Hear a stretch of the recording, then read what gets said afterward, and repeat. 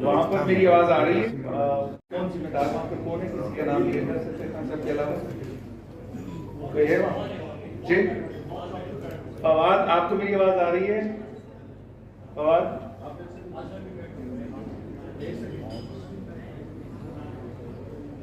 خان صاحب آپ بات کیجئے تاکہ پتہ چلے آپ کی آواز آ رہی ہے یہاں.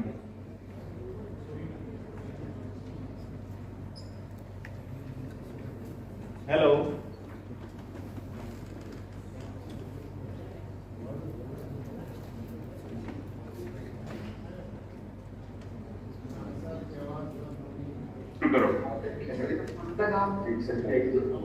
ہیلو السلام علیکم. خان صاحب آپ کو آواز آ رہی ہے؟ جی آ رہی ہے.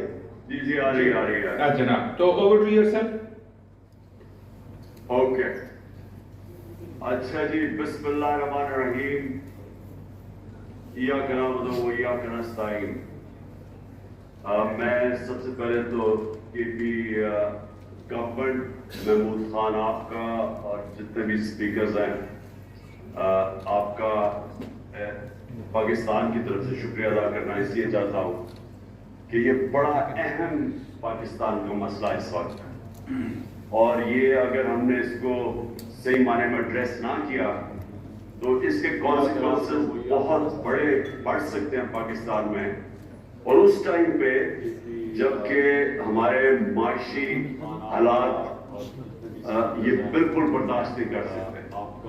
جب ہم نے وار آن ٹیرر میں شرکت کی تھی تو یاد رکھیں کہ ہمیں کولیشن سپورٹ فنڈ سے پیسے ملتے تھے، اور اس کے باوجود بھی پاکستان کو کئی گنا زیادہ نقصان ہوا.